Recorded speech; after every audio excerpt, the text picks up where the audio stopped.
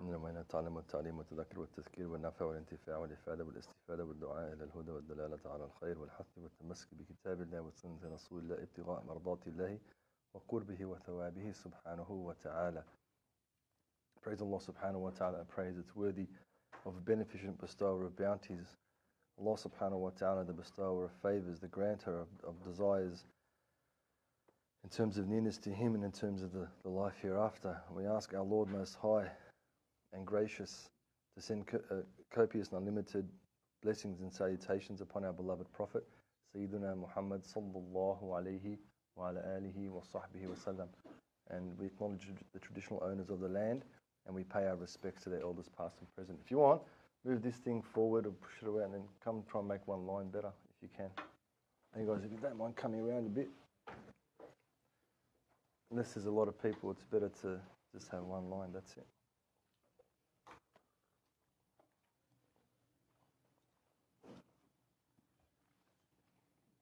So Alhamdulillah Rabbil Alameen, we continue our journey with the Book of Assistance, the Book of Imam Abdullah bin Alawi al-Haddad. And bi'idhnillah subhanahu wa ta'ala, even the tartib, the setting and the structure of the different chapters allows the individual who's connected to the book and connected to Imam al-Haddad.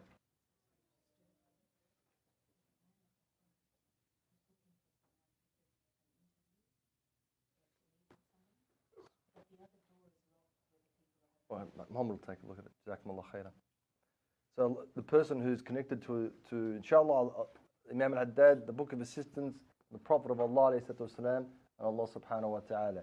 So these servants of Allah Azza wa Jalla that Allah subhanahu wa ta'ala istafa, as He says in the Qur'an, that the servants of Allah subhanahu wa ta'ala has elevated, Allah subhanahu wa ta'ala has lauded, Allah subhanahu wa ta'ala has given them a particular station. These are the agents of Allah. They do the work of Allah subhanahu wa ta'ala on earth.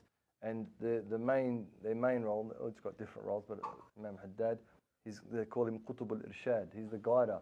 He's the one who shows a person how to get to Allah subhanahu wa ta'ala. And through one of those ways is through this book. And so the person who's connected to this book, inshallah azza wa jal, if their connection is true and their actions reflect that connection and the knowledge they've gained and the knowledge they've understood, inshallah azza wa jal, then narju min Allah, we'd seek and we'd ask that Allah subhanahu wa ta'ala connect them and the Prophet connect them to him bi'idhnillah subhanahu wa ta'ala. So the different chapters that we've come across from last week from being disassociated to the world, inshallah, in previous weeks, this week having reliance on Allah subhanahu wa ta'ala, tawakkul ala Allah. And in tawakkul ala Allah, in terms of the sayyid of the path, the travel of the believer, is up there in the highest of maqams. It's the highest of the highest of stations. That a person has complete faith, and we'll get into the definition of what tawakkul means, or reliance on Allah subhanahu wa ta'ala means. But it's a station that every believer must aspire to, and every person who's traveling the path must try and accomplish and must be bi'idhnillah subhanahu wa ta'ala embody in their lives in order to really get close to Allah subhanahu wa ta'ala, because it is an asl. In other words, it's a foundational element of one's belief in Allah Azza wa Jal. It's without it, one's iman is questionable, if you like, or isn't as clear as one would like it to be. That's how important an aspect it is. So let's delve into it without any further ado, inshallah. So it's at page 120 in the book with the gentleman on the front, and in the new book it's 100. Anyone have the new book, or don't worry about it? No.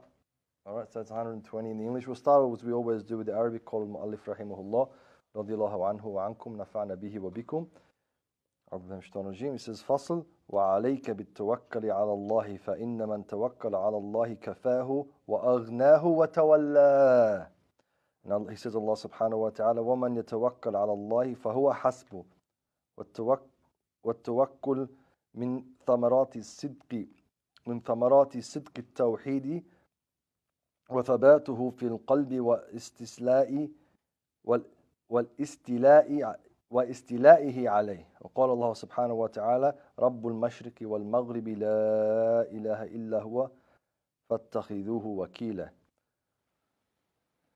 So we'll go to the English, inshallah. It says, chapter 31, reliance on God. You must rely on God, for He suffices, enriches, and concerns Himself with those who do so. and the quoting of the verse of the Qur'an there, and the one who relies on God, God will suffice him or her. Reliance on God is one of the fruits of a sincere monotheism, which is well established and has prevailed in the heart. And he says, God the Exalted has said, Lord of the East and Lord of the West, there is no God but him, so take him as a patron. Maybe we should read a little bit further on. He says, فانظر كيف بدأ بإثبات الربوبية ثم بإثبات الانفراد والإلهية ثم أمرنا بالتوكل عليه جل وعلا فلم يبق في تركه عذر للبرية وقد أمر الله عباده بالتوكل عليه ورغبهم فيه بقوله وعلى الله فليتوكل المؤمنون وبقوله سبحانه وتعالى فتوكلوا على الله إن الله يحب المتوكلين وقال رسول الله صلى الله عليه وعلى آله وصحبه وسلم لو توكلتم على الله حق توكله لرزقكم كما يرزق الطير تعذو غماصا وتروح بطانا. He says, notice how he began by affirming lordship, and he's referring to the verse, Lord of the East and Lord of the West, there is no God but him, but so take him as a patron. He says, notice how he began by affirming lordship, and then the exclusive oneness of divinity. Then he ordered us to rely on him, majestic and high is he, so that no man or person has any excuse to forsake this. And he, subhanahu wa ta'ala, has commanded his servants to rely on him and encouraged them to do so in his saying, and upon God let the believers rely. And so rely on God. Indeed, God loves those who rely on him. And the Messenger sallallahu alaihi wasallam has said, were you to rely on God as he rightly should be relied upon or on, he would provide for you as he provided for the birds which go off hungry in the morning and return full in the evening. So it's not normally we don't normally read that much, but it all kind of ties in together in terms of a person understanding what tawakkul is. And when we look at any aspect of the deen in particular, a concept that refers to a state of one's being. And when we talk about the state of one's being, there has to be acceptance from the mind. If the mind doesn't accept the state that a person is in, that's actually called insanity, but that's in any situation that a person's in. The mind doesn't accept the person's state, and that's it. There's something amiss in that person. There's something amiss in that person's being, in that person's understanding of themselves, the world around them, internally, externally, and really it's a spiritual melee in most cases. So in terms of us fully accepting whatever state, whatever condition, and yearning to reach those states and those conditions that Allah subhanahu wa ta'ala has made beneficial for us, it's important to have a cognitive understanding of what tawakkul is. So when we need to look at the word wakala in Arabic. And subhanAllah, the most relied upon dictionary in the Arabic language is called Lisan al-Arab ibn Manduri. Lisan al-Arab, when subhanAllah, it means the tongue of the Arabs. In other words, the words that the Arabs use. And even in that dictionary, when any word relates to Allah subhanahu wa ta'ala, the Imam in that book, he uses the word wakala. Allah subhanahu wa ta'ala's name is, or sifa is al-wakil. That's one of the names of Allah subhanahu wa ta'ala, or one of the qualities of Allah subhanahu wa ta'ala. So rather than giving the definition of the word wakala, or to rely, he gives the definition of the word of the sifa, the condition, the state, the sifa of Allah subhanahu wa ta'ala, the name of Allah. So he says, what does the word al-wakil mean? And there's a secret in that for those who are believers.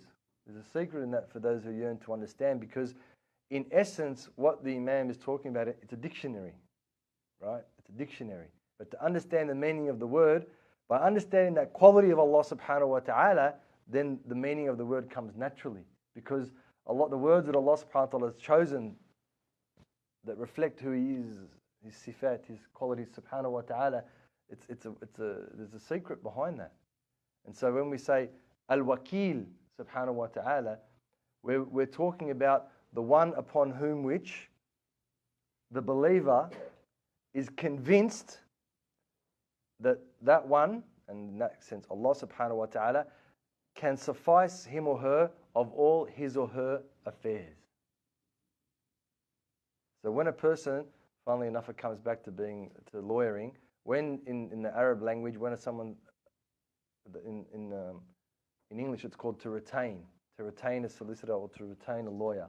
In the Arabic word is wakkala, and even in the dictionary, the scholars, they all refer to it because it's a very common example for the Arabs. When someone wakkala mahami, or mahami, when someone retains a lawyer, it means what they're saying is that I've got a specific situation that I can't deal with. I'm incapable of dealing with that situation myself. So I would like you to deal with that situation. And so the scholars add on top of the meaning that it's not just that Allah subhanahu wa ta'ala has the full capacity to take care of one's affairs, but it's the individual who's making the wakala, the muwakkil, right? The individual who's relying actually doesn't have the capacity themselves, ajaz. There's an incapacity of the person who's making the wakala. Is that like too heavy or is that all right? Yeah? Right? So let's give that example to Allah Azza wa Jal. It's kind of like a no-brainer. And that's why it goes to Iman. That's why it's connected to one's faith. Because it is a no-brainer. Right? If a person says, Ashhadu an la ilaha illallah wa ashhadu anna Muhammad Rasulullah, that I bear witness there is nothing worthy of worship except Allah, and that Muhammad alayhi salatu wassalam is the final prophet, the ultimate prophet, right? Then the corollary of that, the flow on from that, is that Allah subhanahu wa ta'ala is the creator of all things in the universe. That can't be denied in that statement. That Allah subhanahu wa ta'ala is the maintainer of all things in the universe. In other words, keeps the universe. He didn't just like some people think, He created it and they just left it. No. Allah subhanahu wa ta'ala created it and constantly keeps control over all things. There's nothing in the cosmos that can occur. Not a raindrop falling from a cloud or a leaf falling off a tree. That Allah subhanahu wa ta'ala has full knowledge of it and is in full control of it at any given nanosecond. Since creation was created and until Allah decides, well, it goes forever, so forever and ever and ever and ever. That's the reality. And then Allah destroys, in other words, finishes off whatever doesn't have to live anymore. Whatever creation shouldn't be created anymore, does not need to be created, in other words, to be destroyed. Allah does that as well. So that's the belief of the believer. That's the belief of someone who submits themselves to Allah Azza wa Jal. And so that submission is extended to our own affairs, right? Our own affairs, did we create them? No one created themselves. It's impossible. In reality, we don't even know how creation came about. If we're putting aside the alhamdulillah, we're believers and we believe Allah did it, let's say we're not.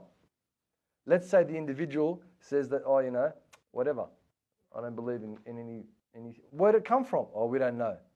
How did it get here? We don't know. What's it really made out of? Dark matter. Come on, what's that? This is matter. Oh, well, what is it? We don't know. How is it being maintained? We don't know. When's it going to end? We don't know. How did you get here? Oh, I don't know. When are you going? Don't know. That's the reality. That's the reality of the life that we live.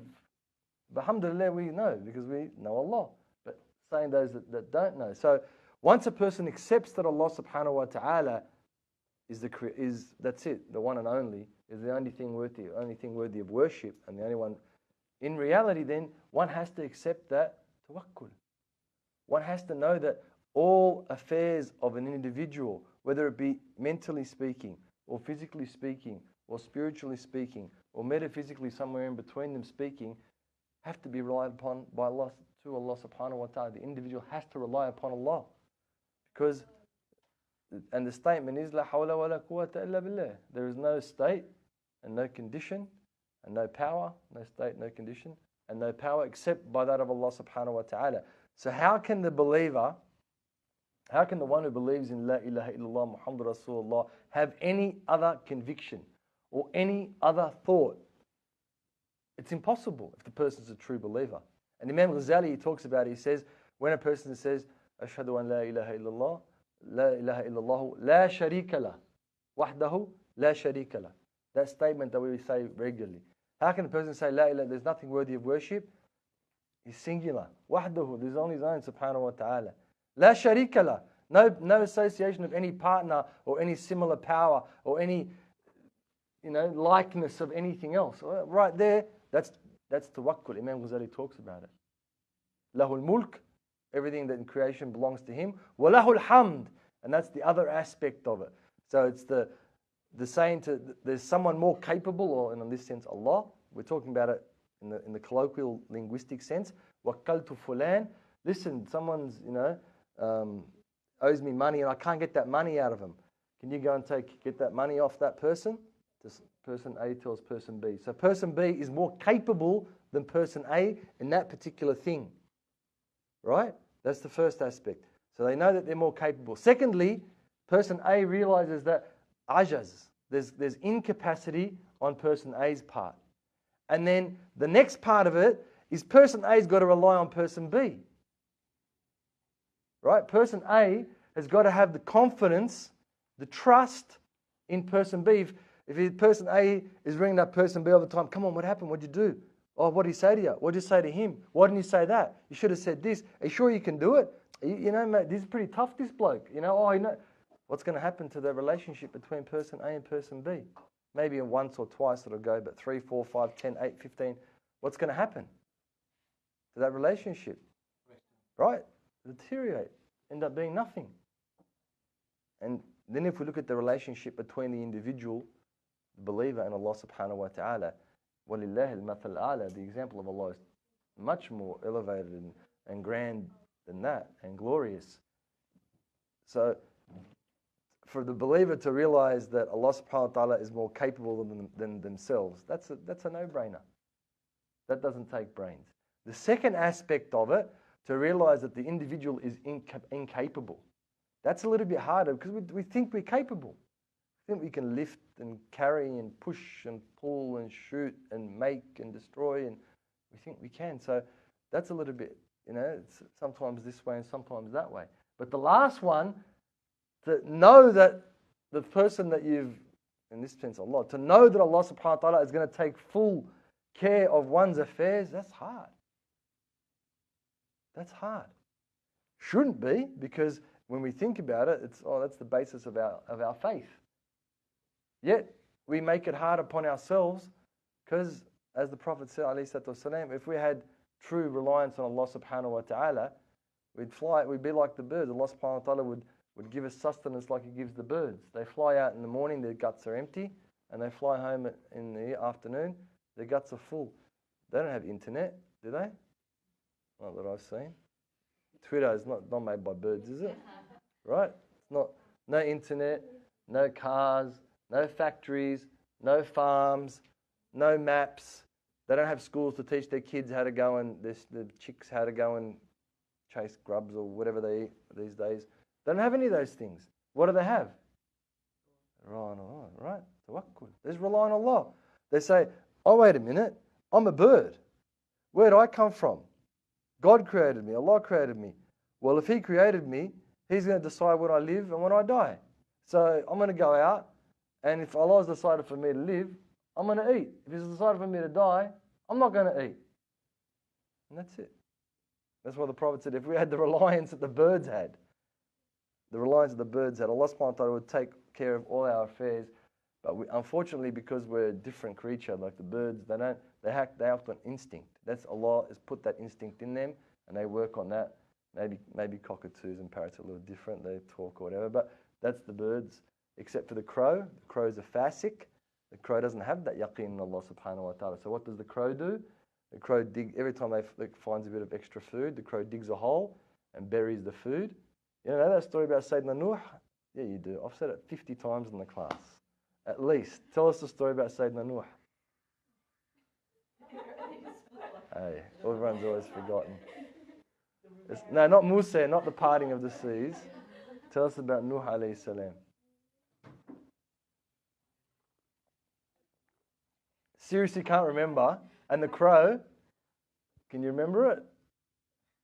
I've only said it 20 times. So in the time of Sayyidina Nuh, when they had the ark and all the water was everywhere, the crows are great flyers. Crows are fantastic flyers. So Sayyidina Nuh, he sent the crow.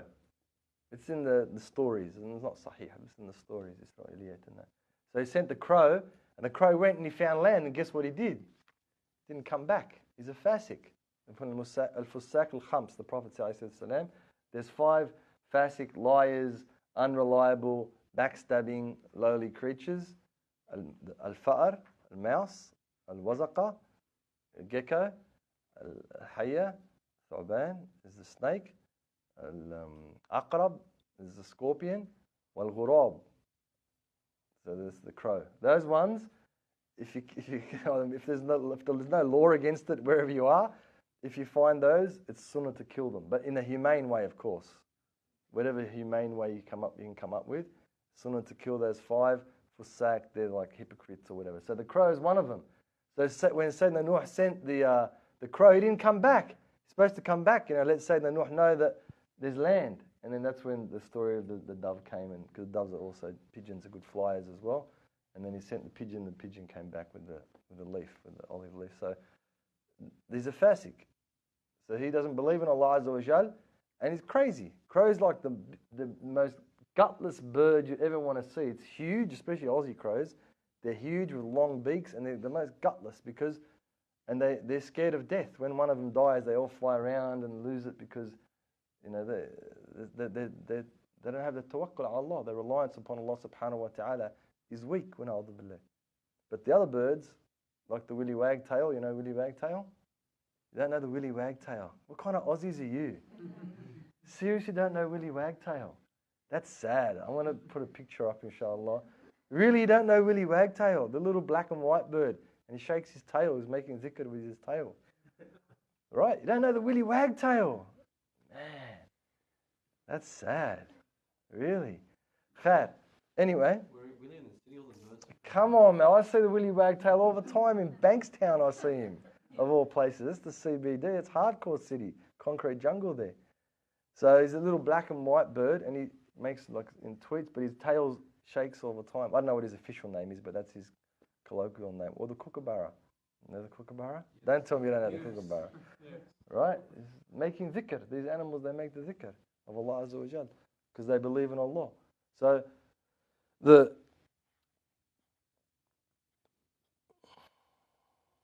So basically what it's about is relying on the power of Allah subhanahu wa ta'ala. Relying on the capacity of Allah subhanahu wa ta'ala. Relying on the ability of Allah subhanahu wa ta'ala over and above any other force, any other power, any other ability, any other circumstance that a person can think of. Imam Ghazali, what he said, he says, "Man sarrahu an yakuna aghna an-nas, falyakun bima 'inda Allahi awthaqa minhu bima fi yaday." It's a hadith of the Prophet of Allah, excuse me.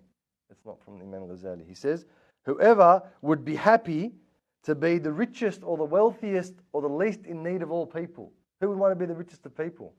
Don't tell me you don't want to be the richest of people. Everyone wants to be the richest of people.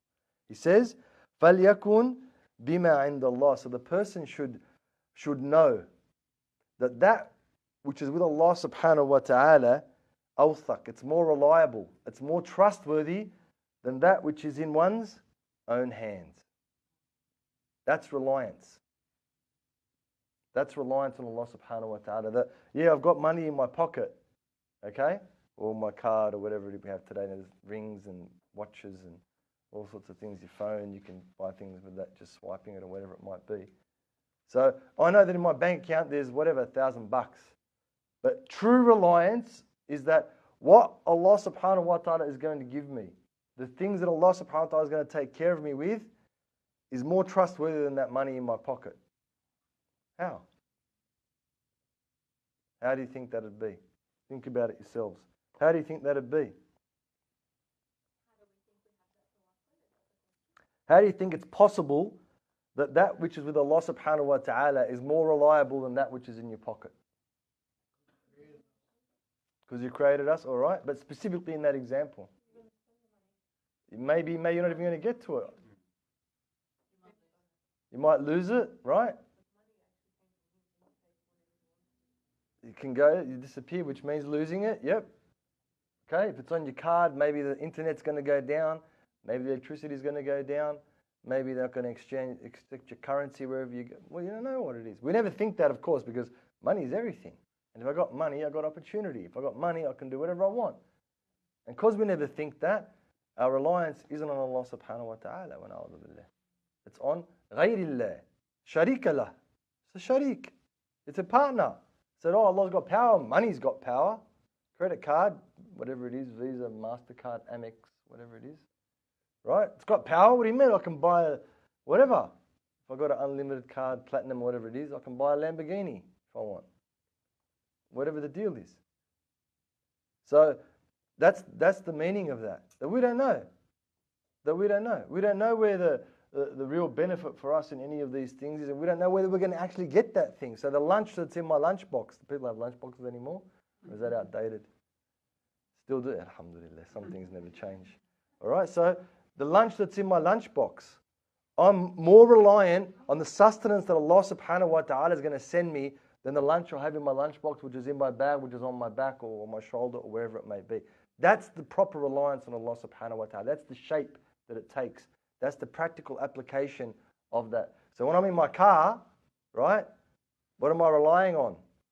The motor car company, the key, the petrol, the engineers, the airbags, right? Before we get to that stage to turn it on, what am I relying on?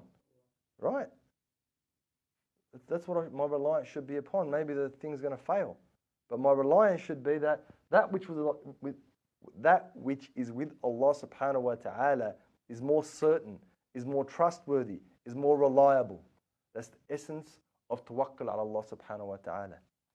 And the Prophet of alayhi salatu wasalam, it happened. They gave him a shat, like a sheep or a goat, and they slaughtered it and he had it in his house and they were giving it out. And he came and asked Aisha, Allah marda anha, our mother Aisha, what's happened with the sheep? And she said, oh, the only thing that's left is the shoulder. Everything else is gone. He said, no, the only thing that's not gone is the shoulder, alayhi salatu wasalam. Everything else is with Allah. That's what remains. What remains is the rest of the body, because it's gone. The reward's already with Allah. That's going to be there forever and ever and ever. And the result of that, the effect of that is abad, is forever. But the shoulder that's still around, in other words, the shoulder of the animal, no one knows what's going to. Maybe it's going to rot. Maybe someone's going to pass before it's been given away. Maybe something else is going to happen to it. Don't know. So that's him teaching us, alayhi salatu wasalam, that which is with Allah subhanahu wa ta'ala, baqi. That's what remains. That's what stays. That's what's reliable. That's what's trustworthy. But the things that are with ourselves, we can't rely on that. We can't trust that. So, how do we implement that practically speaking? So do we just say, oh, okay, that's it. Allah's going to give us our rizq. We don't do nothing. Is that how it works? Well, khalas, why? If Allah's guaranteed us our rizq, our sustenance, why should we do anything? Why does He want us to work? Right? So the reliance, Allah does want us to do things. That's the sunnah. That's the asbab. Right? That's the causes that bring about whatever it may be. So you want to start your car. I mean, these days there's the push button, but you've got to push the button or turn the key, depending on what your car is or what make it is. Right? So you got to actually do something. But you're saying you're relying on Allah. Okay? So the key factor in terms of reliance is a state of being. It's a state of the heart. It's a state of the soul. And the application is in the body. So one's body, one must take with the asbab. It's like someone saying, no, I don't want to work. Why don't you want to work? Oh, I'm relying on Allah. All right, when the food comes, don't pick it up and put it in your mouth. If you're relying on Allah, don't worry about it. Allah will sustain you without you doing that. But of course, someone who says, I don't want to work because I'm relying on Allah, they're just following their desires. They're just doing what they think. But if the food comes, they probably see them they're the fastest ones to eat and eat the most. No.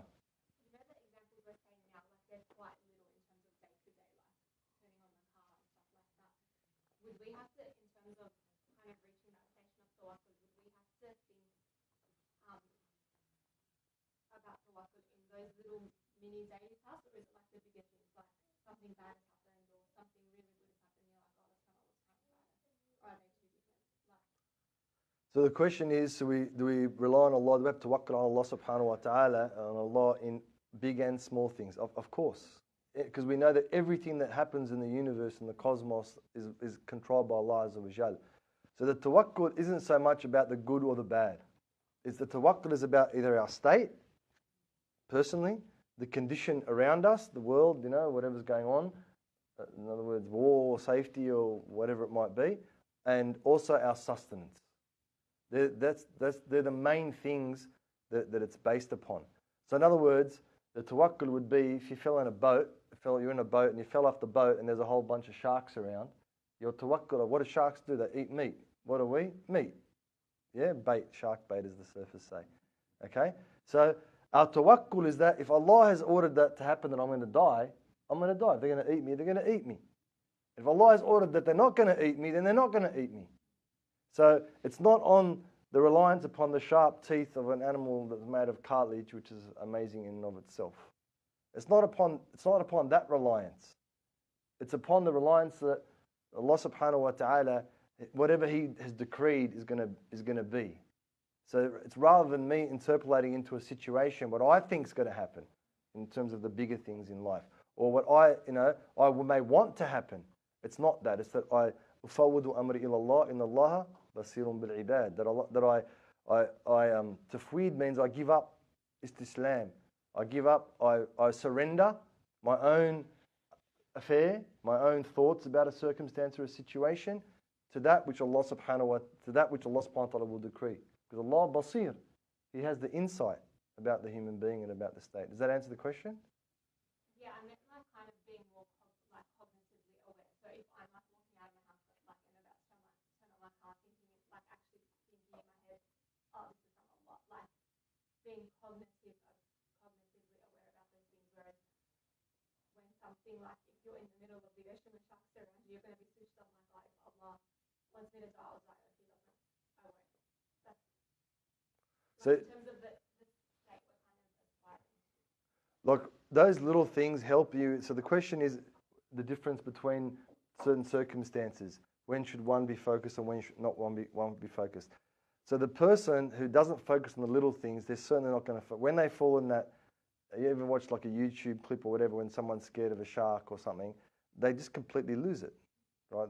They completely freeze and they do weird stuff because normally that's not their state. So the little things help us rely on Allah subhanahu wa ta'ala when we do the ad'iyah. So when you get in your car, you go, Subhanallah, sakhar lana hada wa ma kunna lahu mukrinin wa inna ila rabbina lamunqalibun.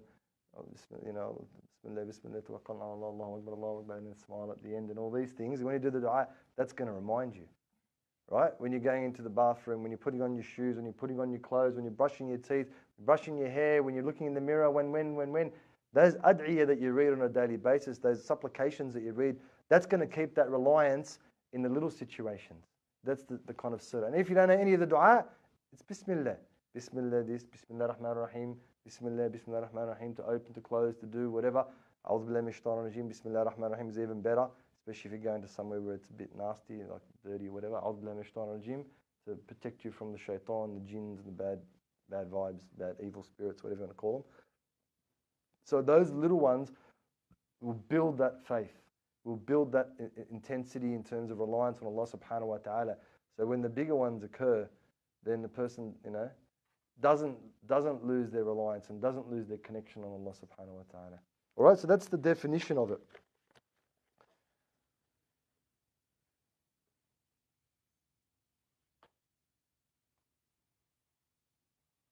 So also what Imam Ghazali says, he says, so after, maybe we'll read it at the end. So he says, you must rely on Allah subhanahu wa ta'ala, for He suffices, enriches and concerns Himself with those who do. So what he says, Allah subhanahu wa ta'ala kafahu. So al-kafa'a means Allah subhanahu wa ta'ala completes the needs of suffices means completes the needs of those people who have whatever needs they have. For the people that rely on Him. Because those people are seeking what their needs are through Him subhanahu wa ta'ala. He doesn't want to disappoint those people. Does that make sense? that Allah subhanahu wa ta'ala, Inna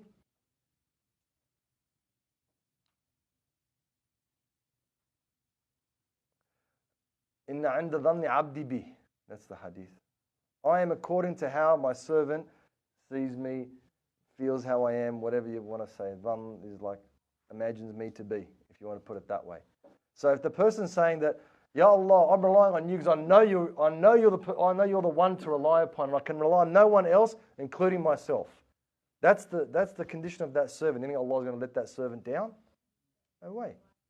Allah said He wouldn't. I'm in accordance with how my servant how he treats me, how he thinks of me, subhanahu wa ta'ala. How the person thinks of Allah subhanahu wa ta'ala.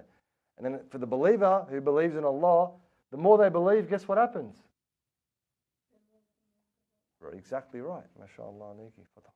The iman increases. The more one believes and gives to Allah, the more Allah increases. The more one gives up their own, the more Allah increases. So He's not going to leave that person. Mustahil, impossible.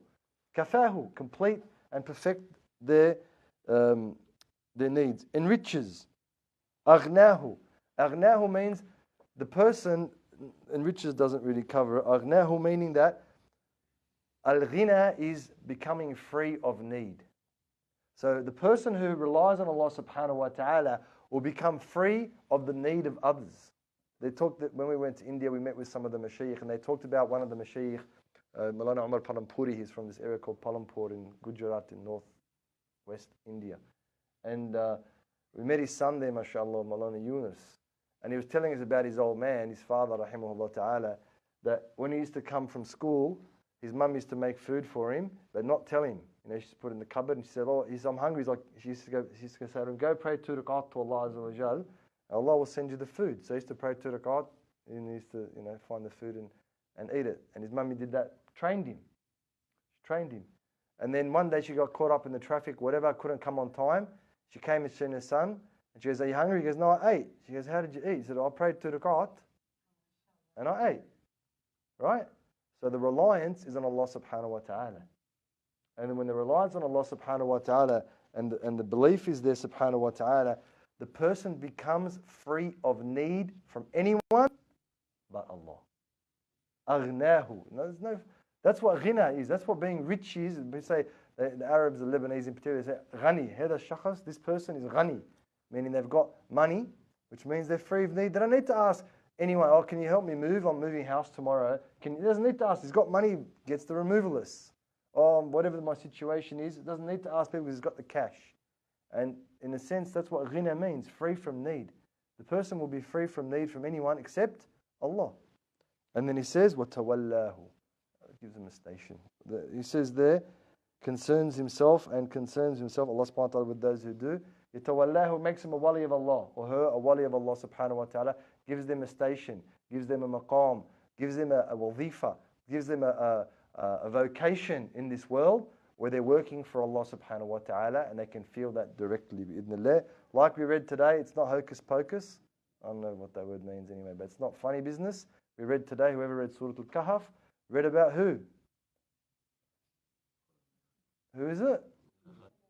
Right? Khidr. Right? The person that Musa, abda min ibadina. Just a dude. That's what that means. Just a dude. One of the dudes. Right? And Allah subhanahu wa ta'ala gave him. He's a wali of Allah. We read that on Friday because that's relevant to the end of times and all those things. And end of time starts on a Friday. So Allah subhanahu wa ta'ala will give a person a station. وَمَنْ يَتَوَكَّلْ عَلَى اللَّهِ فَهُوَ حَسْبُهُ. So the person who relies on Allah subhanahu wa ta'ala, Allah subhanahu wa ta'ala will be there for that person. That's the verse in the Qur'an. And the one who relies on God, God will suffice him. And then he says reliance, and if we look at footnote 73, it says tawakkul is total reliance and dependence on God and to trustfully commit oneself to Him, which we already went through the definition, so that's all right, is one of the fruits of sincere monotheism, which is well established and has prevailed in the heart. So we went through all those things as well. So, because remember we said it's tied to Iman, it's tied to La ilaha illallah Muhammad Rasulullah. Yeah, we don't remember that. It was like only 15 minutes ago or less. Yeah, you remember that? So only 2 people remember? All right. He says, that's, and the place of that is in the heart, as we said. So we went through all that because the definition, because Imam breaks the definition up, and I didn't want to do that because if it's not defined, then it's hard for us to follow if we don't know what it is. So that's why we went through the definition first, so we can know what it is, and then we'll fill it up and and get the extra portion out of it, each one of us individually, through looking at what the Imam's saying.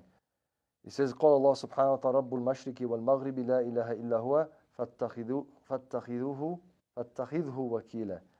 So he says that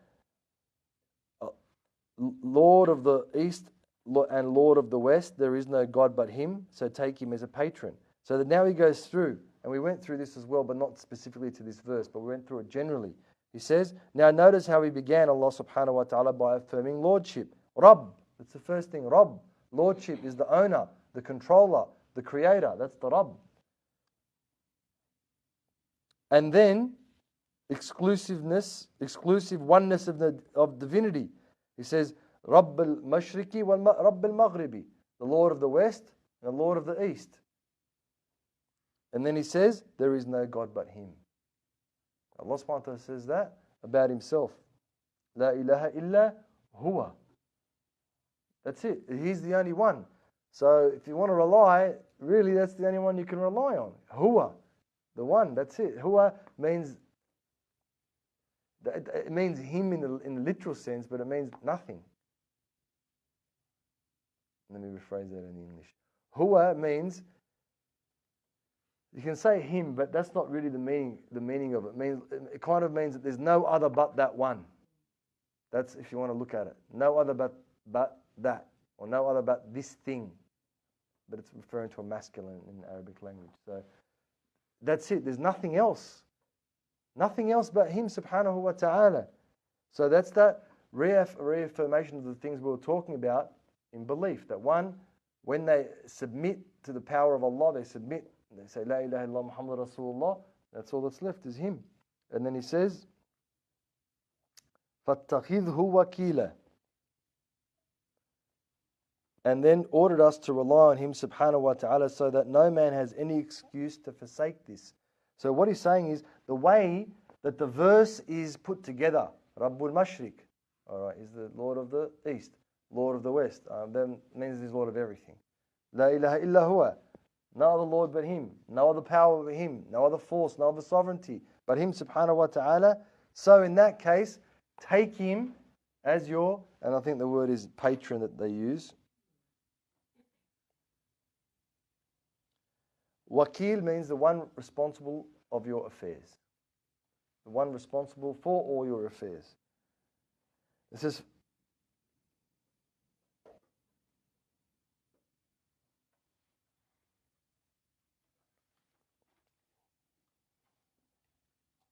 and He has commanded His servants to rely on Him and encourage them to do so in saying, and upon God let the believers rely. And so rely on God. Indeed, God loves who rely upon Him. So then the Imam talks about, so that one, that was an illustration by Allah subhanahu wa ta'ala. To start off as a metaphor. Lord of the East, Lord of the West, no other Lord but Him. Organize yourselves. Because He's the only one subhanahu wa ta'ala. And the other ones are direct. Rely on Allah. Rely on Allah. That's it. Allah loves those people. So then when Imam refers to the direct speech, we've got something to build on. He's given us a chance to deduce who this Allah is by the Lord of the East and the Lord of the West. There's no other Lord but Him. Take Him as your patron. Then in the other ones He's saying, so you figured it out now. With the metaphor that Allah subhanahu wa ta'ala has given, you've got no choice but to believe in Allah. So now that you've got that belief, or to rely on Allah, now that belief's there, that reliance is there, then He hits it straight. Allah loves those who rely on Him.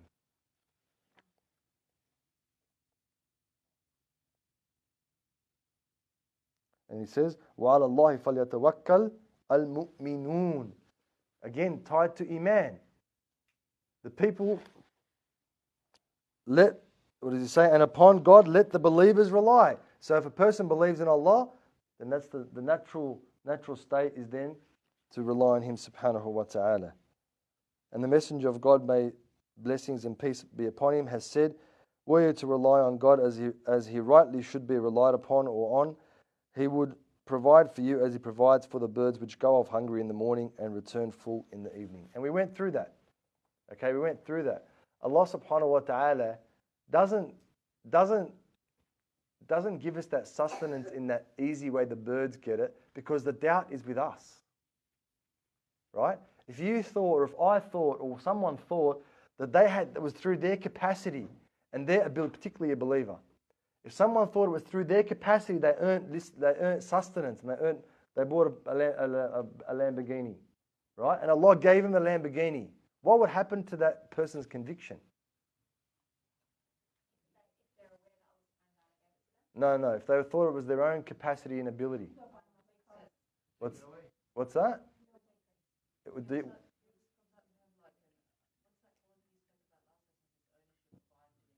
Right? Exactly right. The person's belief in their own capacity and their own ability would increase. Yes? So that's why we don't get things easy, us believers, inshallah azza wa jal. Because we're mixed. Our reliance is mixed. If we rely, that's what the Prophet says, alayhi salatu wasalam. If, the Arabic word is, it says, law tawakkaltu, law. If you were to rely on Allah subhanahu wa ta'ala, haqqa tawakkulihi, with true, full reliance, without any doubt in that reliance, with full knowledge of the capacity of Allah, the incapacity of ourselves, and no wavering in that relationship, everything you want would be there automatically, instantaneously, so to speak, without that difficulty, right? But because I think it's me, I think it's my connections, I think it's my money, I think it's my education, I think it's my smarts, I think it's my teachers, I think it's the school I went to, whatever it is that I think it may be, then Allah subhanahu wa ta'ala says, all right, yeah, that's what you think, and that's a rahmah from Allah, mind you. That's a mercy from Allah. That's Allah being merciful to us, so we don't have reliance upon another. So we don't have any connection, la sharika la, association, including ourselves, to any other than Allah subhanahu wa ta'ala. If we didn't have that, and it was just always Allah, Allah, Allah, Allah in our hearts. Of course, we go out and work. Of course, so the example is that if I go and I'm a farmer, which none of us are, might be a gardener or two out there, if I plant the seed, and then I water it, I'll get the good soil and whatever else, and I plant the seed, the best quality seeds there are, and I water it, I look after it. Is it me that's growing the seed? No. Into a plant? It's Allah subhanahu wa ta'ala. So I'm planting the seed, I'm watering it, whatever it is, every day or every second day or whatever it is. I put it in the right place, shade, sun, whatever, fertilize it the right way, whatever. So I'm doing all those things, but I'm not relying on those things. I'm relying only on Allah subhanahu wa ta'ala. Then I'm going to have fruit or vegetables or whatever it is that I've planted. Flowers, might be flowers. Okay, those things are going to grow. Allah's going to show you. But if it doesn't, when Allah subhanahu wa ta'ala, then the plant will wilt and it will fade and go brown and die. Because it's not through me. So that's the example that we go out and we do. But the doing that we're doing is to please Allah. Is to take with the asbab, because that's the sunnah of the Prophet ﷺ. It's not to say that, oh yeah, I've got the capacity, I've got the ability, I know what I'm doing, I've organised myself. And so that's why the bird example that he gives. He says, then Imam Ghazali says, وَكُلَّ مَا ذُكِرَ أو كُلُّ مَا ذُكِرَ فِي القرآن من التوحيد فهو تنبيه على قطع الملاحظة عن الأغيار أو أغيار والتوكل على الواحد القهار. So he said that everything, وَكُلَّ مَا ذُكِرَ فِي القرآن, all the verses that talk about this subject in the Qur'an,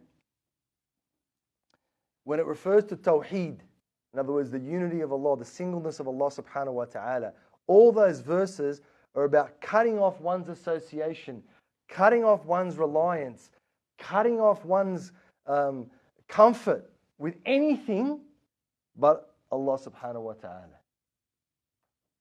So he took the word he uses, al-aghyar, all others, anything that's other than Allah subhanahu wa ta'ala. That's why when we make the affirmation of faith, or the testimony of faith, what do we say? La ilaha.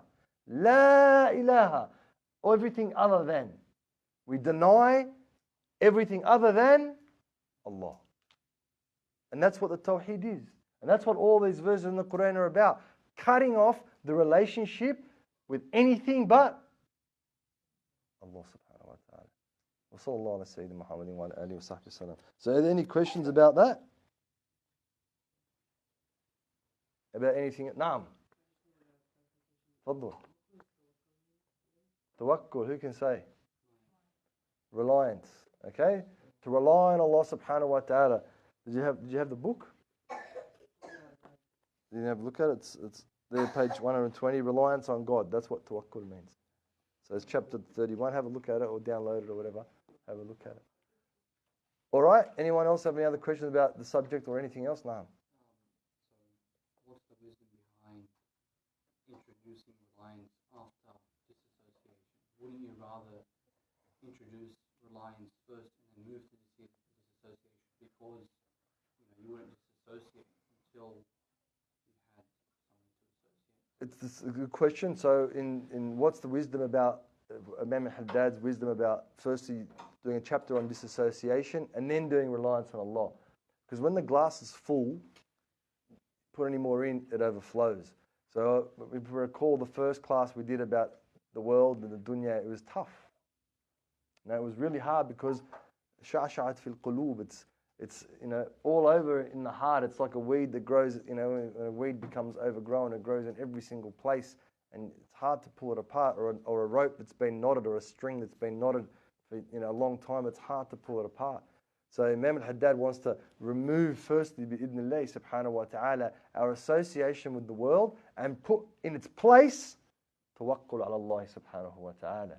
Because once that is there, once the tawakkul is there and it's firm and the person grabs firm with the rope of Allah Azza wa Jal, then it's a lot more difficult to go back to associating oneself or connection to the worldly things. Good question, mashallah. Naam, anyone else? About anything else? So someone had a question on the internet, whatever, they sent a question about HEX and if it's halal and all that. So HEX is the Higher Education Contribution Scheme. And it was done by the, I think it was the Labor government a while ago, to help people who couldn't, because back in the day before you guys were born, before I was born probably, only rich people's kids went to university. And so the Labor government came, he got whatever you call it, Whitlam, they kicked him out, Gough Whitlam, yeah. He's the one who brought it in, he brought in Medicare, he brought a lot of really good changes. Even the playing field made things more fairer between the people who had and the people who didn't have. And so one of the schemes they bring in, I think it was a little bit later, was that if you didn't have the money to go to university, you could get the money from the government and then you'd pay it back. And so one question one of the brothers had, I know he's been asked a couple of times actually, is how come that's halal and it's not interest? Because what there is on it is there's the CPI, the Consumer Price Index, that's added to the amount. I think it's about 3.5% now, 3.4% or something like that. So how is that not haram? So the first thing is, when we look at usury and interest, the whole point of it is ista'bad an-nas. The whole point of it is for people to be under the authority of those who have the power, the money, in other words, the elite. So the greater the gap between rich and poor, the more the rich can control the poor, because that's the entitlement. And so that's one of the major reasons that Allah subhanahu wa ta'ala declares war only twice. There's only 2 declarations of war. Not if a person does zina or homosexuality or all those things we don't like, or drinking or whatever. There's only 2 declarations of war. Man adali waliyan, whoever goes against one of my elect, the walis of Allah subhanahu wa ta'ala, and whoever works with usury. So the reason why, that the walis of Allah, they're the people who connect the normal people to Allah, and so they become the ibad of Allah, and usury is the opposite of that. That gives the rich people the power to control the poor people. So in this situation where it's hex, it's not about that, it's empowering. So they're empowering those who don't have the financial capacity to deal with it, because I'm going to the depths because I've explained it before, but some people are not satisfied, so it's important to explain that. And so what the scholars have said is, if the government has a scheme, this is specific fiqh, right? This is specific ijtihadat, in other words, the istinbat al-ahkam, the the deriving of rulings, that if the government puts a scheme to assist people, because does the government make any money out of HEX? No. Right? Does NAB, CBA, whatever, do they make money out of interest? Rothschilds, whatever you want to say? Of course. Right? So that's the difference. Secondarily, that there's issues with the CPI because it's not interest. Okay? It's not an interest charge. What it is it's a fee to keep the money at the value of the money that it's at. The reason why we have that and the reason why some of the scholars said it's okay is before the currency was what? Gold and silver. 1 kilo of gold is a kilo of gold. Doesn't change. Or whatever, 1 gram is 1 gram. But money, like ages ago, when we used to, my mother and I were talking about the other day, I don't know if you're going to believe this, but we used to take 20 cents to the tuck shop. 20 cents. And we used to have morning tea and lunch and shout our friends and bring 11 or 12 cents home. Not joking. That's how it was. One time we got $2. Whoa, like it was sure $2. The super duper used to cost 3 cents, and a paddle pop used to cost 7 cents. Things were cheap. A pie was like, whatever. I can't remember how much it was. We didn't get it very often, but everything was cheap, right? If you gave your kid 20 cents today, what's going to happen? Probably you get chucked back at you. So that's the consumer price index, is to go with inflation. Keep going. That's not the other thing. The thing is, when you have a debt with someone, a contract for it, that's the reason why, because it's not really a contract. It's not really a contract to borrow money. Okay, if you go and borrow money from wherever, a person, your mum, no, let's not bring mums into this, right? You borrow money from your mate, right? You borrow $100, they want payment at a particular time and pay the whole principal back in this particular time. The government doesn't say that to you. They say, there's the money. If at some stage in your life you earn this amount of money, then you pay this much. If you don't pay it back. Really, that's not really a contract, right? Like if you want to talk about the real qualifications of a contract, that's not a contract. Oh, look, here you go. Let's say it's a different contract. You pay me $10, I sell you a cake. I'm like, look, if you're hungry, eat the cake. If you're not hungry, don't eat the cake. That's not a contract, right? It's your cake. Do whatever you want with it. Yeah or no? Yeah? So that's why another reason why it's not like that. Okay? So that's the reason why HEX is halal. And so we have all these, unfortunately, people who are not trained in Sharia, they read something or they think they understand something, or they read a hadith, or they read someone else in another country, and they think that they know what it is. Habibi, stick to your speciality. Right? If you're good at eating pies, just keep eating pies, and it's okay, don't worry. But if you're good at riding skateboard, I'm happy for you. Keep doing it. If you're a computer engineer, do that. I'm happy for you. It's good. Keep doing that. But don't delve into someone else's expertise. You wouldn't like it if in your profession as an accountant or whatever it was, someone who was a lawyer came and told you how to be an accountant. You just think, wait a minute, this person's a fool. That's what you'd think. And unfortunately, people who are not trained in the Sharia, and it's not just about traditional training. You've got to understand what's happening in this country. You've got to understand why the government's doing. I know it's all kafir and whatever. Who told you?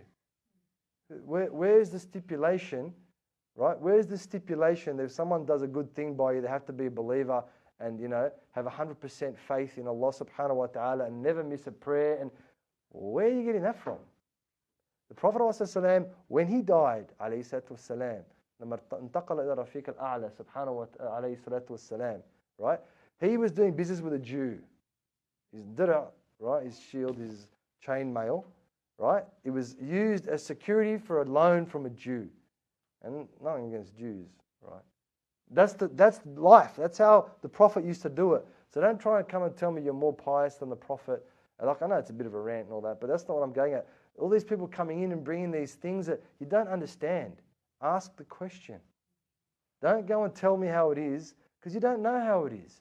Ask the question. Once the question gets asked and you receive the answer, that's it. Rely on Allah. Khalas, leave it with Allah. And then in the end, if you don't want to do it, don't do it. If you don't want to take the HEX, but leave everybody else alone. Let them do what they believe is right. Okay? You don't want to deal with the kafar, buy a ticket and go somewhere where there's no kafar. right? Just do what you have to do. But leave everyone else, do what the Prophet did, alayhi salatu wasalam, and trade and work and whatever else. The Prophet was married to non-Muslims, by the way, our Ummahat al-Mu'mineen. One was a Jew, and one was a Maria al-Qubtiyah. They weren't even Muslim, and they lived in the same bed with him, alayhi salatu wasalam, and you know what goes on. You don't have to go any deeper than that. So don't get excited. It's all right. I'm glad your faith is good and strong. Keep it to yourself and let everyone else of the Muslims and even the non-Muslims lead their lives. And inshallah, if you treat them the right way, or the person who's interested in dealing with them treats them the right way, maybe they've got a chance. But if we're going to say, no, I'm not going to go anywhere near them, they're kuffar, it's even haram to call someone a kafir. You know that? Remember we talked about that one time in the use of the tongue. Which section? I'm not even going to ask you. There's not even a point. Right? It's making la'na, damning people, cursing people. They got the la'na of Allah. Who's allowed to have the la'na of Allah on them? Hey, alhamdulillah. The bell's gone off. Right? Pharaoh and Haman and Namrud and Abu Lahab. Right? People that we know for sure, the Prophet said, or Allah subhanahu wa ta'ala said in the Qur'an, that they're in the hellfire. We're allowed to say they're kafir. Hey, what does it do if I call someone a kafir? Does it make me feel good? It's like calling people names, right? Big nose, big ears, that's the classic stuff that you hear when you're young. Fatso. Those people say that anymore? Or is that old? They still say it? They do? Right? Fatty boomsticks, we used to remember that one. Right? So whatever it was, whatever the insult is, why do you want to insult someone in the first place? Like, what do you get out of it? You make yourself feel better that I'm a believer and they're not a believer. Who said you're a believer? Where's your guarantee? Give me an ironclad guarantee you're going to die a believer, and then call whoever you want a kafir. If you're not, and if you don't, then just leave them alone. If you can do something good, make dua for them. Otherwise, just organise yourself and leave everyone else to do their thing. So, alhamdulillah Rabbil Alameen, look, because it's an ongoing issue that keeps on coming up about everything. Everyone knows everything, alhamdulillah, and everyone's an expert. And they heard some sheikh in some countries overseas who no doubt we should respect. But look, you can't, you yourself, apply that ruling to this land and to this people and to this time and to this circumstance. That's not your job. Your job is to follow what the Mashiach tell you.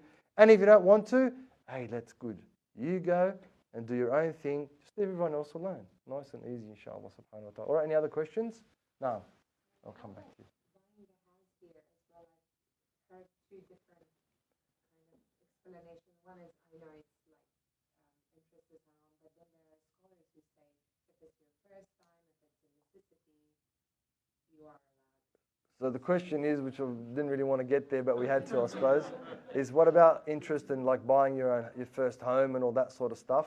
Like the opinion of the scholars is not from yesterday and not from last year and not from this century even. Like they rely on the Hanafis in particular. They've got an accepted ruling in their madhab. Ibn Abidin, what's the name of his book?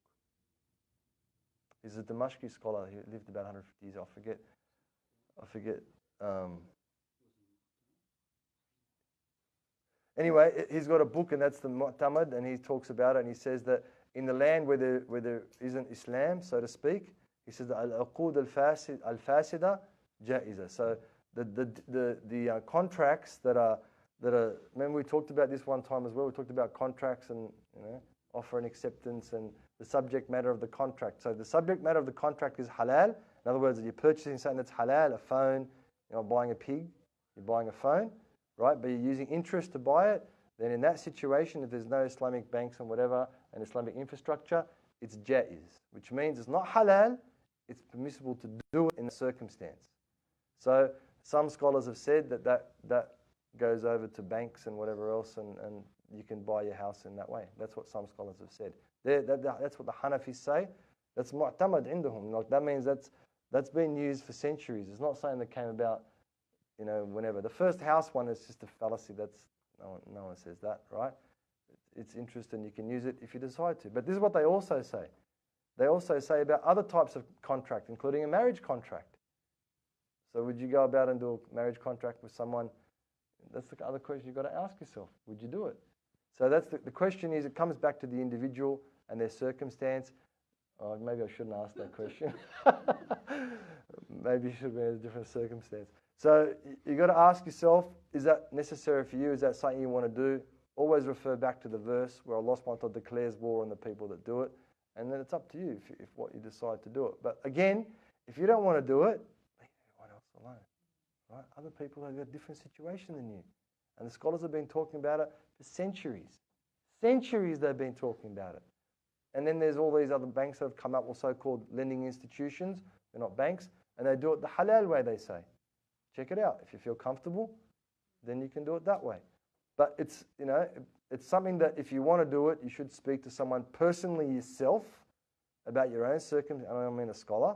Personally yourself about your situation and what you should do in that situation, and plus pray istikhara. It's not saying, this is not saying that, you know, like you do a Google, I feel my chest is a bit tight and I can't move my shoulder and I got this pain in my head. Oh, tuberculosis. Yeah, I must be dying. You know, like, what are you on about? Who does that? Like, you know, wait a minute. Here's like a do-it-yourself guide to how to remove tuberculosis. I just, you know, come on. Let's be realistic. This is not just following our desires. So if you want to do it, hey, look, go find a scholar. Sit down with that scholar, someone you trust, someone who knows. So this is my situation. What do you think? Is it halal for me to do this thing? Then at least you're not following your desires. You're not following your hawa. You're not associating. So, and then if he says, or she says, fine, it's good, and you say, alhamdulillah, tawakkul ala Allah. فَإِذَا عَزَمْتَ, once you've disassociated yourself from the dunya and you've resolved to do something, tawakkul ala Allah. Have that reliance on Allah. But don't just follow what your neighbour says or what, you know, the Google or whatever it is says. Don't just do that. Make your proper investigations. And then ask, well, I went to see this bank and they said this, and I went to see this building society and they said that. And I went to this Islamic organisation that said that, and another one said this. What do you think? Don't just sit there and, you know, expect to be spoon-fed, because that's where we're at. We want everything just coming to us easy. But that's not the life of this world. This life of this world is for us to become better. All right? So in a nutshell, that's what the ruling of riba is. And you know, the other question is, are we in that situation in Australia? Is there another option? Is there not another option? It's a complex question that I can't answer. The scholars really in Australia, the responsible scholar, which is the Imam's board, they need to come up with a ruling about these things. And we've asked them many, many times. Unfortunately, they haven't come up with one. So they need to come up with a ruling. Well, the fact that there's all these Islamic lending institutions and we're going to conventional, so to speak, banks, it's questionable now. Before it wasn't when we were young, or there wasn't anything like that. Now there's heaps of them all over the place. But I don't know what they're really doing. Like they say it's halal, but I don't know. But someone I'm not an expert in economics, so I can't work it out. I don't know. That's not my area of expertise. You think so, huh? Yeah, Remember reading? So you have to know. So you got to know. Find it. If the Mufti said something, look it up. Ring his office. Go see him. Do what you have to do what has to be done. Don't rely on you know, fairy stories or whatever it is, Chinese whispers and hearsay and whatever else. Go and find out. Do your investigation. Do your due diligence. And if you're comfortable then, after you pray istikhara, do it. And if you're not, don't do it. And if someone else does it, leave them alone. Right? Don't bug up their tree, is that what the saying is? Leave them alone. Let them be. It's not, you know, it's not an affair for you to be involved in that sense. All right, any other questions? Anything else that someone wants to speak about? Ask a question about anything? Sorry, you had a question. Just back on Reliance. It's a bit of a tricky question. Like, trickier than that one? It's going to be it's a bit more impressive. trickier than that one, I think. Just with, you know, some people who follow sheikhs and like a tariqah sort of thing. Some people might associate that saying that they're relying on that rather than relying on Allah subhanahu wa ta'ala. Okay, that's a good question. People have sheikhs or tariqs or whatever, and to rely on their tariq, not Allah. No. La sharika lah. There's no association with anyone in any way, shape or form or anything except Allah subhanahu wa ta'ala. Right? So we said that there's the friends of Allah, the awliya of Allah subhanahu wa ta'ala.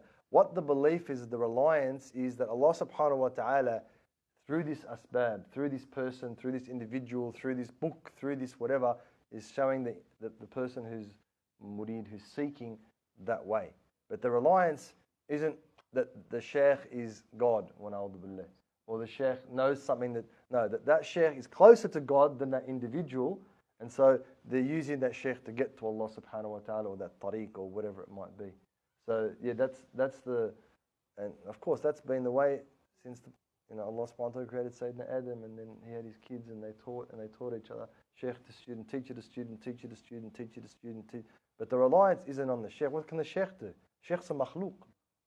He's a human being. Some people say that. And that's an error to say that. Unfortunately, they say that. And some people don't say that. But the Prophet is himself. And no. You like, if you ask, help from. Oh, that's different. That's tawassul. Yeah. Okay, tawassul is jaiz. So tawassul is to say by, it's not to ask him directly in that sense, right? So what it is, in the time of Sayyidina Umar, there was a drought, severe drought. And so Sayyidina Umar called al-Abbas, Allahumma arda anhu, the uncle of the Prophet of Allah, sallallahu alayhi wa alihi wa sallam. And he said, Ya Allah, in his dua, he said, this is the uncle of the Prophet of Allah. In the time of the Prophet of Allah, we used to ask you to bring rain through the Prophet of Allah, but he's not here. So we asked you through al-Abbas, and he finished the dua, and it started raining. That's tawassul, that's completely jaiz. Now the question is, when is it used? So it shouldn't be used in all your affairs. That's not the case. In certain circumstances, and again, seek the counsel of someone who's scholarly in that sense, and someone who understands the tawassul, and not someone who says it's kufr, because it's not kufr. Even Ibn Taymiyyah, Shaykh al-Islam Ibn Taymiyyah, who's an unbelievable scholar, he's got a book about al-Hadith al-Sihah, in other words, the rigorously authenticated hadith, and he says in it that tawassul is fine. He rigorously authenticates and makes a hadith that's about tawassul sahih. So those people who use Ibn Taymiyyah to say that it's haram or it's kufr or whatever, even Ibn Taymiyyah says it's not. So unfortunately their argument falls apart in that, right? But you've got to find someone who says it's okay. And it happened in the time of the Prophet ﷺ. A blind man came, he said, ask Allah through, or by me. So it's by, not through. Ask Allah by me. And then Allah subhanahu wa ta'ala bring that individual's sight back. So no, it's not haram, but it's not something that we should be indulging in if we don't understand it, that's for sure. And if you've got a sheikh who's a reputable sheikh and he's trustworthy, and you know where the sheikh's knowledge has come from and who his teachers are or who her teachers are, then it's good to have that, because it helps the person on the path. Like, it's different to come to someone, in the example of interest, you go to someone who's a sheikh and a scholar, they don't know your situation, they don't know you, they don't know your family, they don't know how you live. It's a lot harder for them to give you a ruling about that. But if someone who's involved with your family, involved with your life, you're involved with them, whatever the sheikh, then it's a lot easier for them to understand your situation. They know how you're living, how you've been living, what's been happening. And it's a sitra. And there's heaps of other things when it comes to interest. And I'm thinking about istid'af, and meaning that if we as Muslims didn't have property, and people were not renting houses out to Muslims, what would happen to us? If we didn't have infrastructure, all these other things, that are periphery things to the main things that we spoke about, that the scholars talk about why in those circumstances it would be permissible for an individual to do it. And personally, my personal view is that I don't think it's permissible, but that's not up to my personal view. That's why I didn't tell you my personal view. It's up to what the scholars said. Well, who am I? I'm just a drop in. I'm nothing compared to these people that live, and wrote hundreds of books and memorized tens and hundreds of thousands of ahadith, and were just amazing human beings and had an amazing connection to Allah subhanahu wa ta'ala, on top of their capacity as jurists, to write the law. And we follow the law. We don't follow our desires. The law is what guides us. The sharia is what guides us. We all, every single believer, we give up, we give up our own capacity, and we follow what's in the sharia, whether we like it or not. The problem happens when we make the sharia bend to our own desires. That's when the issues happen. That's when the problem is. And the hadith is this is the story that we should really focus on. He said, the Prophet ﷺ, لا تصلوا العصر إلا ببني قريظة. He said, don't pray Asr until you get to Bani Qurayza, which is where the Jews were inside Medina. That's their hay, their area. So they went there, and then on the way, the sun was going to set. Right? And it was almost going to be Maghrib. So a portion of the Sahaba, they said, nah. The Prophet said he meant by that, and we'll go quickly get to Bani Qurayza before Maghrib. And so they prayed. And others said, no. The Prophet said, don't pray, literally speaking. Don't pray till you get there. So they prayed after Maghrib. And when they came back, and this is really important, when they came back to who? The Prophet Muhammad ibn Abdullah sallallahu alayhi wa alihi wa sallam. Not just someone. And they said, Ya Rasulullah, look what these blokes did. They prayed before they got to Bani Qurayza. And he said, what did you guys do? We prayed after that. He said, you're both, guess what? Right. I know, it's shocking that two people doing two different things can both be right. Of course they can be. But we don't have the capacity to understand that. So, because I want everyone to follow what I do. Because I have an entitlement. Yeah? It's the worst kind of entitlement. So I want to, no, that never happened. No, it only happened this way. So I get all the ahadith and all the verses of the Qur'an that support my view, and I completely disregard the rest. And that's how schisms happen in the deen. That's how things like al-Qaramiyya and al-Qadariyya and al-Mu'tazila and all these other different groups come up. And then they deviate the deen when a'udhu billahi subhanahu wa ta'ala. And then we end up internal conflicts. Anyway, the Prophet said it's going to happen, alayhi salatu wasalam, anyway. So we do not follow our desires. We follow what the law says. We follow what the Sharia says. And leave everyone else. Or one of the Sahabis, he was in a battle and he got a cut in his head. And in the middle of the night, he had a wet dream. And so he woke up in the morning. The other Sahabi goes, no, have a shower. You have to have a shower. And he's like, but I got a big cut in my head. And one of the guys goes, no, don't do that. It's going to be bad for you. And everyone's like, no, it's haram. You're going to miss Fajr. This, that. Has a shower, dies. This is a true story, as they say. Right? True story. And then they get back to the Prophet and they explain it. And he says to him, you killed your friend. That's what he said to him, alayhi salatu wasalam. You killed your friend. Right? What are you doing? Like, you don't know what you're doing, leave it alone. Don't make the people do what they shouldn't. Another time, Amr ibn al-As, yes, the Ummah, he was the Amir in a campaign, and it was freezing where they went, like there was ice on the water. He had a wet dream in the morning. They said, you have to have a shower. He's like, no, I'm not having a shower. It's too cold. I'm going to get sick. I'm going to die. And then he prayed Imam in Janaba. Yeah, he's the Amir. He's all got an excuse. And they came and complained, and the Prophet laughed like you guys laughed. Right? So don't make everyone do what you want everyone to do. You follow the deen. Don't worry about everyone else. Allah, they got a God too. Just like you got a God. His name is Allah. They got a God too. And guess what? His name is Allah as well. Leave him. Leave him to Allah. If you're really worried about him, wake up in the middle of the night when no one's awake and pray. Don't go chasing people about how high their pants are or how long their beard is. Leave it. Don't worry about all that sort of stuff. Just leave that to Allah. If you can befriend them and talk to them and ask them about the hadith and in a way, it takes a lot. The Prophet said, if you see something that's munkar, no good, change it. Change it. Didn't say just point it out. Oh, someone's wearing makeup, or the latest one is the sisters that wear hijab, the tights and whatever. Okay, bro, what are you doing about it? Oh, I'm just having a look. What are you doing about it, brother? What are you doing? Maybe she doesn't have money. Go buy her. I don't know. Don't do that. But right, work out what you need to do to fix the situation. Don't just point out all the bad points of other people so you can feel good about yourself. Where's that in the deen? That's not anywhere in the deen. There's no hadith that says poke fun at people or put them on Facebook or make a funny meme about them. That's not in the deen anywhere. So find out what belongs to you, do it, say alhamdulillah, and leave everyone else. Because you don't know what this is. Like Imam al-Awza'i, he's buried in Beirut, in Lebanon. They say he was always smiling and he was always happy and he was always good because his knowledge was so wide. Even if you saw like a man and a woman who were not related, they were hugging or holding hands or whatever, he'd say, oh, maybe they're akhwa fi rida'a, whatever, what's milk brothers and sisters. There's a better word for it in English. I don't know. Anyway, like they suckled the milk of the same woman, so they're brother and sister. They're mahram to each other. They're just like real brother and sister. So that's how wide his knowledge. He wasn't worried about who was doing what in the secrets and spying on people and whatever else it is that's going on.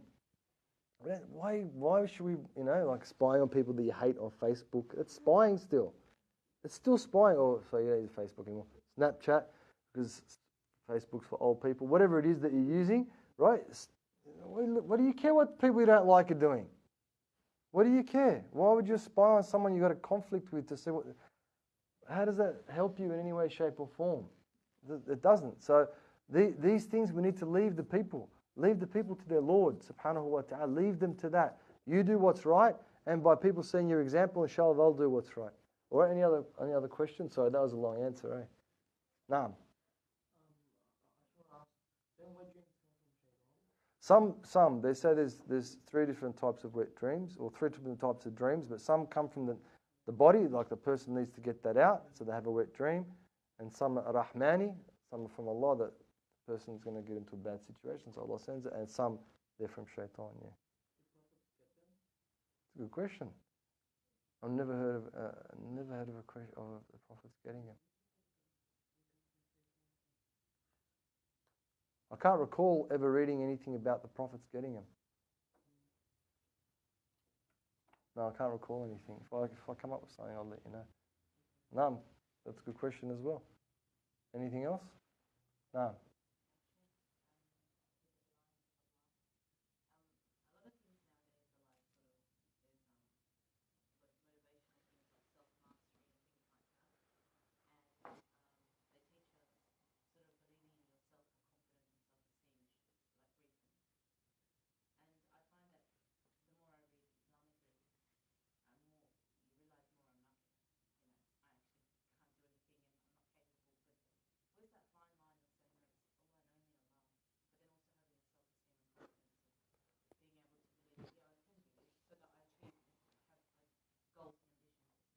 All right, so that's a good question about one having self-confidence and tawakkul ala Allah Azza wa Jal. Where do the two fit into each other?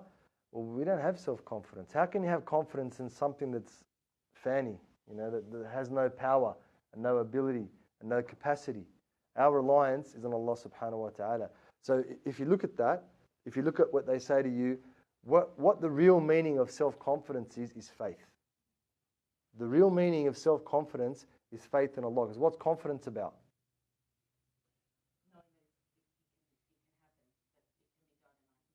Right? So it's about some sort of stability. Security. Oh, I didn't want to go there, but I'm glad you did. It's about some sort of security. Right? What does the word iman mean? What's the root word? Aman, which means what? Security. So really iman is about security.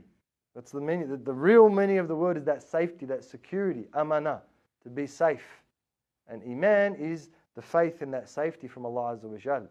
So that's really what they're saying without really knowing it. Because when a person is safe and confident, when that person is safe and secure, automatically they're going to have confidence. So that's why we don't. That's what they're missing, unfortunately, in the whole psychology of the whole everything. So how can you? You can't. Impossible, unless Allah decrees it. Right? If they can do it, why not fly? You know what I mean? Why not fly? I'd love to fly. It's a double whammy for me. Haisam, Ibn Nisr, and Farache. Butterfly. Right? So, I love to be able to fly. But it's not going to happen. Doesn't matter how much I believe it's going to happen. Unless Allah decrees it to happen.